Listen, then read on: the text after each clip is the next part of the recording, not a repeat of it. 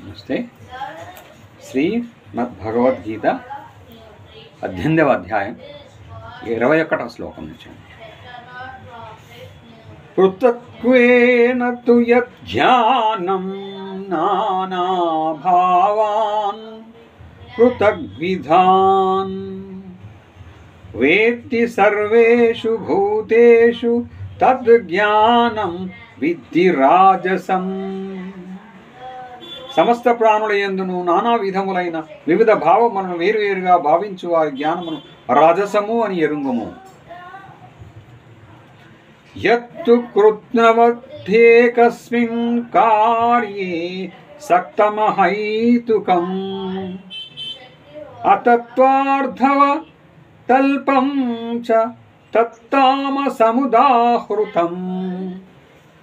ప్రకృతి కార్యమైన శరీరముకు సంబంధించిన భౌతిక వస్తువులని సమస్తముగా భావించి దాని యందే ఆసక్తిని కలిగించినట్టిదియు, తాత్వికముగా అర్థరహితమైనదనియు, హేతుబద్ధము కానిదనియు, తుచ్చమైనదనియు విపరీత జ్ఞానమును తామసము అని అందురు.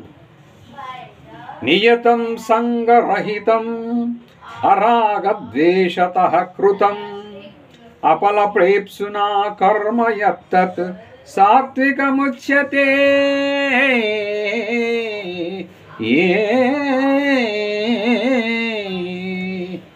కర్తృత్వాభిమానము గాని ఫలాపేక్ష గాని లేని పురుషుని చేత రాగద్వేషరహితముగా చేయబడు శాస్త్ర విహితమైన కర్మను సాత్విక కర్మ అని అందురు.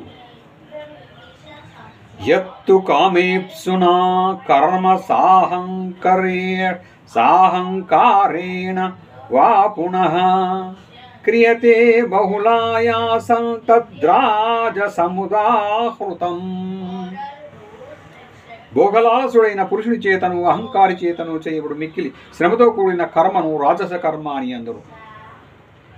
అనుబంధం క్షయం హింసాం అనవేక్ష్య చ పౌరుషం మోహాధారభ్యతే కర్మ యత్తామసముచ్యతే.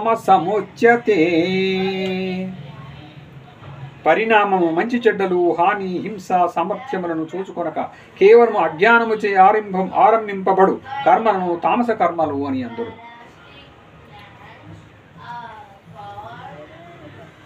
ఓకే, నమస్తే.